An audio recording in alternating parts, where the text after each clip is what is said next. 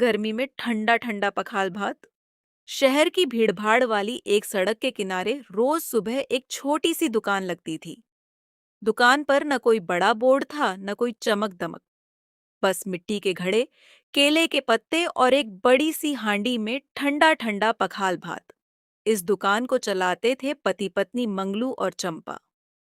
मंगलू सुबह सुबह चावल पकाता और चंपा उसमें ठंडा पानी, दही, नमक और अपनी खास मसालों की खुशबू मिलाकर पखाल तैयार करती।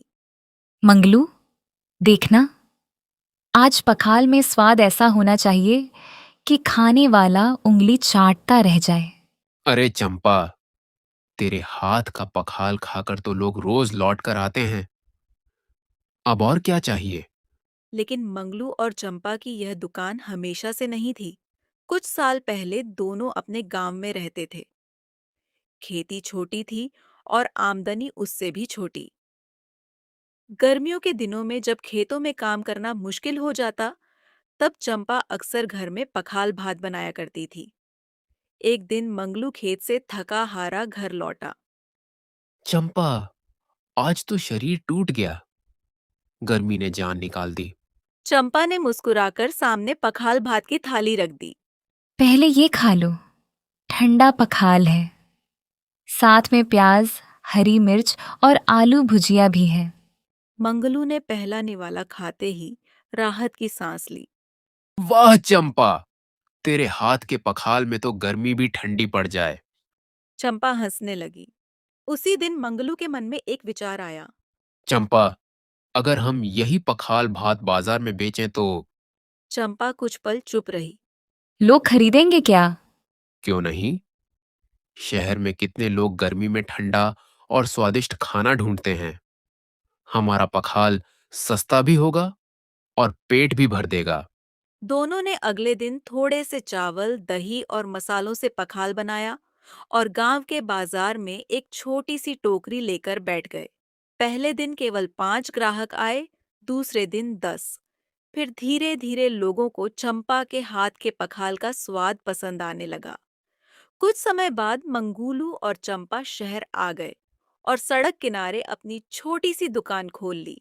अब उनकी दुकान पर सिर्फ पखाल भात ही नहीं मिलता था। उसके साथ प्याज, हरी मिर्च, आलू भुजिया, बैंगन भरता और पापड़ भी मिलता था। एक दिन एक ग्राहक ने पखाल खाते हुए कहा, भैया, मैंने बड़े बड़े होटल में खाना खाया है, लेकिन ऐसा स्वाद कहीं नहीं मिला। इसमें आखिर ऐसा क्या डालते हो? मंगलू मुस्कुराया। भाई साहब, इसमें हमारी मेहनत और चंपा के हाथ का प्यार डलता है। और थोड़ा सा हमारा गांव भी। धीरे धीरे उनकी छोटी सी दुकान शहर में मशहूर हो गई। लेकिन मंगलू और चंपा ने कभी अपनी पुरानी जिंदगी नहीं भुलाई। हर रात दुकान बंद करने के बाद दोनों बैठकर दिन की कमाई गिनते और अपने आने वाले सपनों की बातें करते। चंपा, एक दिन हमारी अपनी बड़ी दुकान होगी। बाहर बड़ा सा बोर्ड लगेगा, मंगलू चंपा का असली देसी पखाल भात। और दुकान के बाहर एक बड़ा सा घड़ा होगा, जिसमें हमेशा ठंडा पखाल तैयार रहेगा। दोनों हंसने लगे।